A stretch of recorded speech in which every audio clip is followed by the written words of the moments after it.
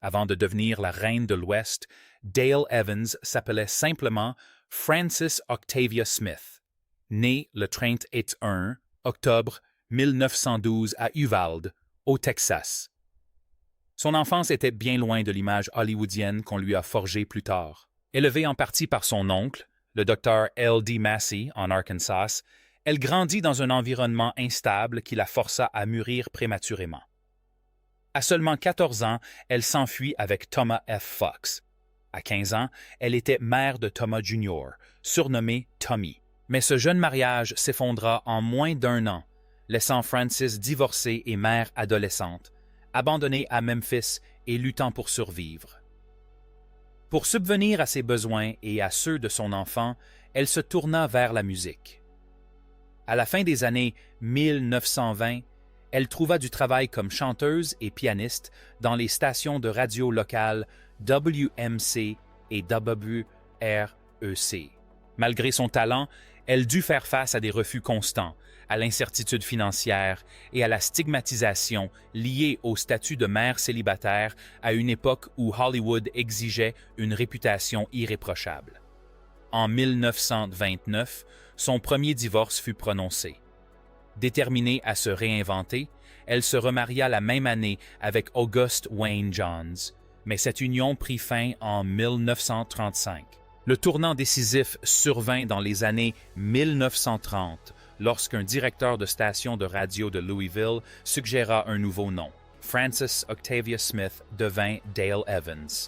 Ce nom percutant et accrocheur donna un nouvel élan à sa carrière, et sa voix suave lui valut rapidement un contrat avec la 20th Century Fox. Mais ce contrat s'accompagnait de pression pour effacer son passé. Les dirigeants du studio l'ont forcé à prétendre que son fils Tommy était en réalité son jeune frère. Pendant des années, elle a vécu avec ce mensonge, jouant le rôle d'une jeune star montante et innocente, tout en souffrant en secret de cette tromperie. C'était l'un des nombreux secrets que Dale allait porter, un fardeau qui, confiera-t-elle plus tard, l'avait hanté toute sa vie. Rêve hollywoodien, mariage brisé et une rencontre fatidique. Au milieu des années 1930, Dale Evans commençait à se faire une place dans le monde du spectacle. Après son divorce d'avec August Wayne Johns en 1935, elle se remaria en 1937 avec le pianiste et arrangeur Robert Dale Butts. Ce mariage, comme les deux précédents, fut marqué par des tensions. Ils collaboraient musicalement, mais leur relation manquait de véritable intimité. En 1946, ce mariage se termina lui aussi par un divorce, marquant un nouveau chapitre douloureux dans sa quête de stabilité. Pourtant, la carrière de Dale continua de progresser. À la 20th Century Fox, elle fut engagée comme chanteuse et commença à apparaître dans des films. Sa voix, à la fois douce et puissante, la prédestinait naturellement au jazz, au swing et aux big bands. Elle devint une artiste régulière de la populaire émission de radio d'Edgar Bergen et Charlie McCarthy, ce qui la fit connaître du grand public. Hollywood commença alors à façonner son image publique. Vêtue de somptueux costumes de cowgirl, de gants brodés, de bottes à strass et de vestes à franges, elle devint une star glamour du western. En 1944, sa carrière prit un tournant inattendu lorsqu'elle fut choisie pour jouer aux côtés de Roy Rogers dans Le Cowboy et la Señorita. L'alchimie entre les deux fut immédiate, tant à l'écran qu'en dehors. À l'époque, ils étaient tous deux encore mariés. Roy à sa seconde épouse, Arlene, et Dale à Butts.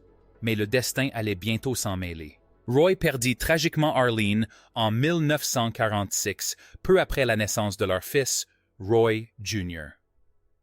Dusty, la star du western désormais veuf, se retrouva soudainement seule avec 3 enfants à élever.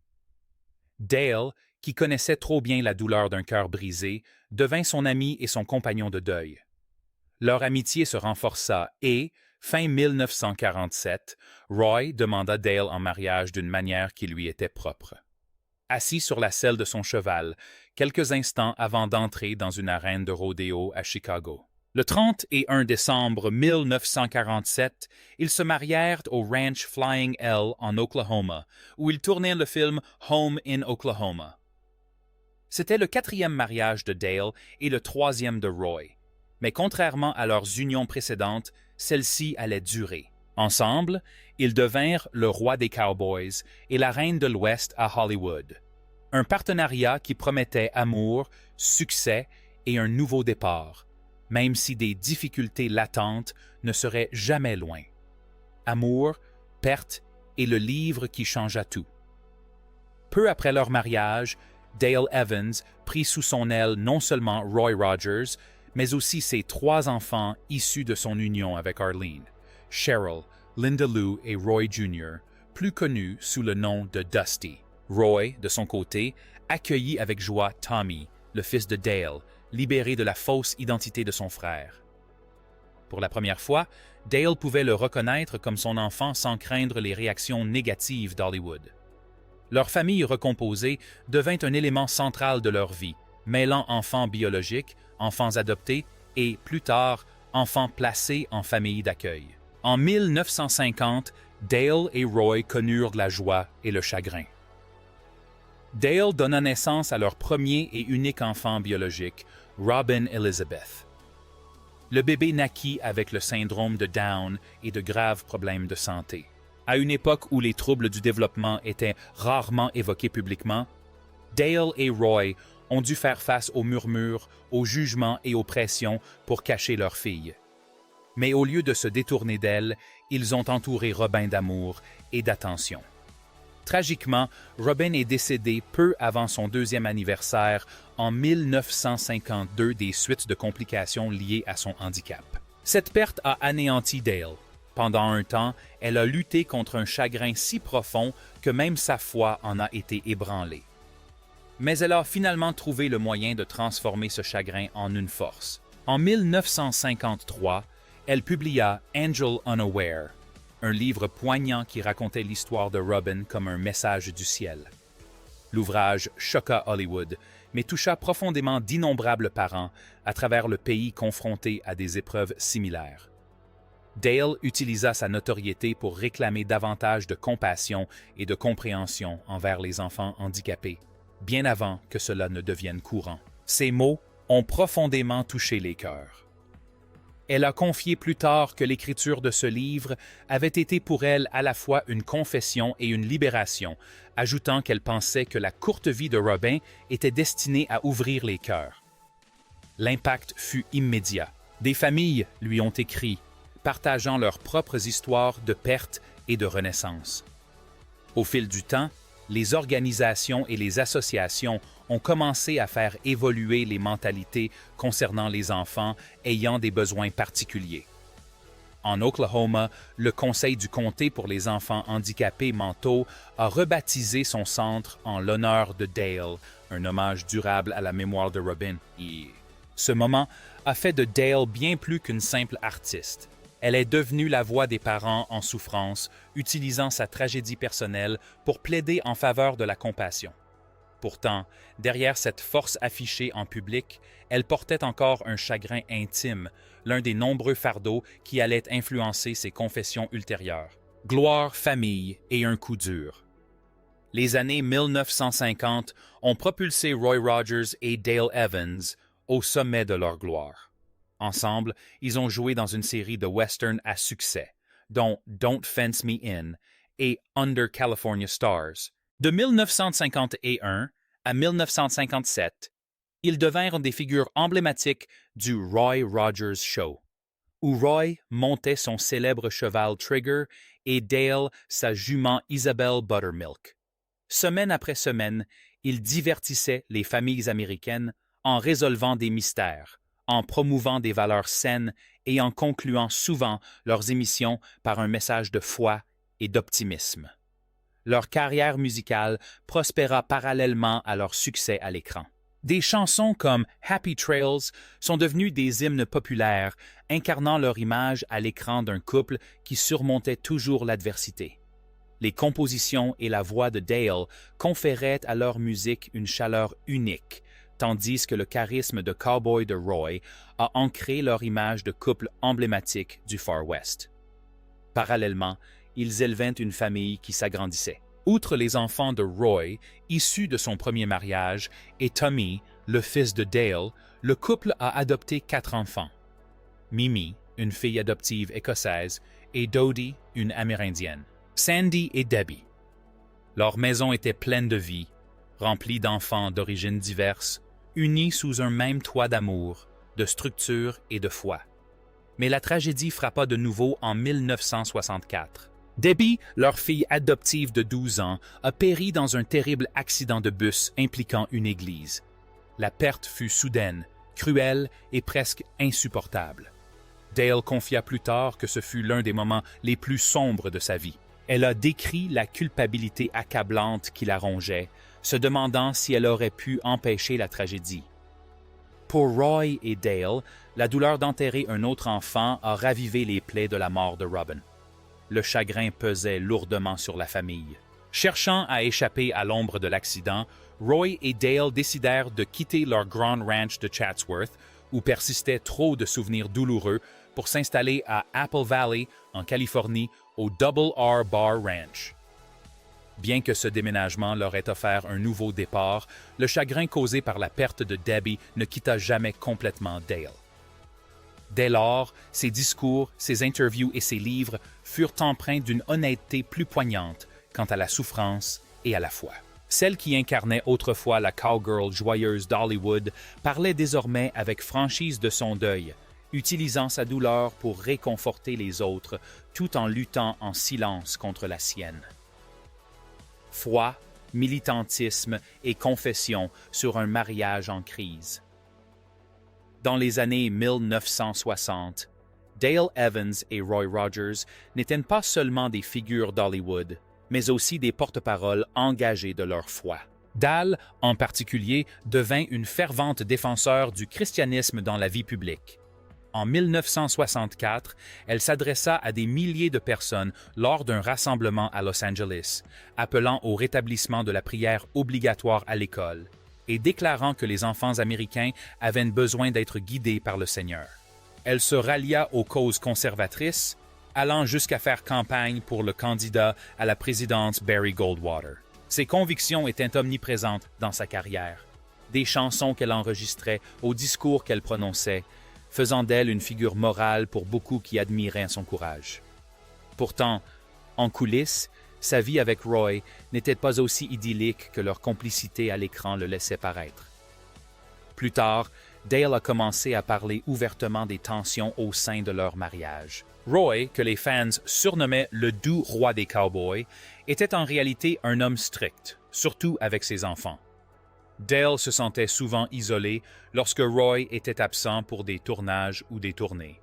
Elle a confié avoir traversé des périodes de solitude et de tension émotionnelle qu'aucun applaudissement ne pouvait apaiser. Son plus grand regret, cependant, était la tromperie qu'on lui avait imposée au début de sa carrière. Pendant plus de 10 ans, elle avait publiquement affirmé que son fils Tommy était son frère cadet, un mensonge inventé par le studio pour préserver son image de jeune fille modèle.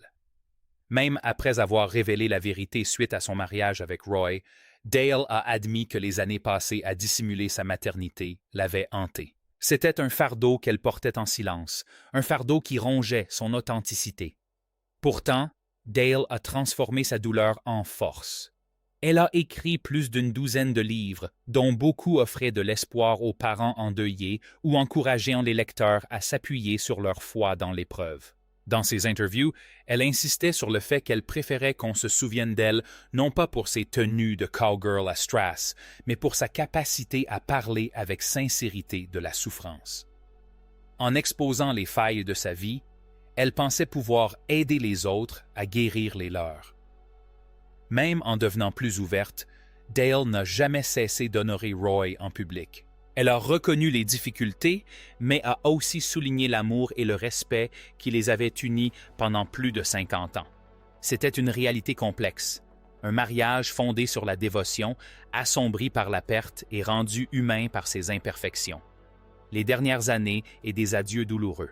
Au fil des années 1970 et 1980, la télévision a connu des transformations majeures. Mais Roy Rogers et Dale Evans sont restés des figures culturelles emblématiques. Ils apparaissaient souvent ensemble dans des émissions nostalgiques, présentant leurs anciens films et partageant des souvenirs de l'âge d'or d'Hollywood. Dans les années 1990, Dale a même animé sa propre émission de télévision religieuse, continuant d'intégrer la foi à son engagement public. Mais si leur héritage a perduré, leur vie personnelle s'est trouvée de plus en plus marquée par le deuil et la fragilité. La santé de Roy a commencé à décliner dans les années 1990. Dale, toujours fidèle partenaire, est resté à ses côtés jusqu'à son décès le 6 juillet 1998. Sa disparition a mis fin à un partenariat de plus de 50 ans. Pour Dale, cette perte fut à la fois publique et profondément personnelle. Elle ne faisait plus partie du duo légendaire qui avait façonné son identité. Désormais veuve, elle devait affronter ses dernières années sans l'homme qui avait tant marqué sa vie. Durant ces dernières années, le corps de Dale s'affaiblit.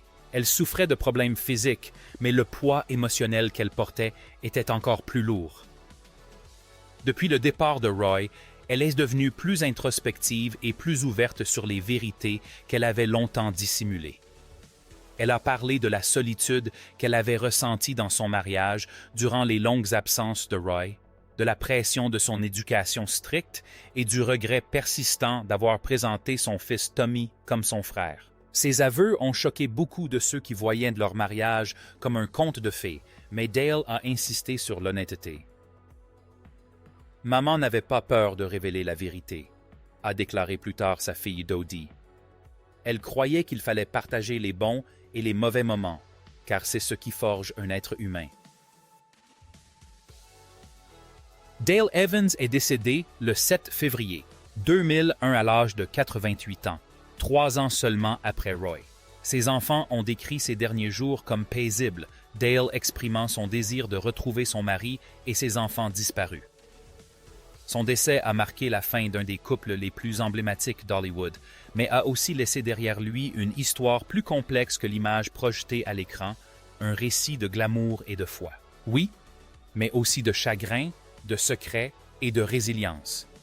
Dale Evans et Roy Rogers sont restés dans les mémoires comme le roi et la reine de l'Ouest, mais derrière la légende se cachaient des blessures qui ne se sont jamais complètement refermées. Les dernières confessions de Dale ont révélé au monde que même les icônes portent des fardeaux trop lourds à dissimuler. Qu'en pensez-vous? Des stars comme Dale auraient-elles dû révéler ces vérités plus tôt, ou était-il judicieux d'attendre la fin? Dites-nous ce que vous en pensez dans les commentaires et n'oubliez pas de vous abonner pour découvrir d'autres histoires de légendes que vous pensiez connaître.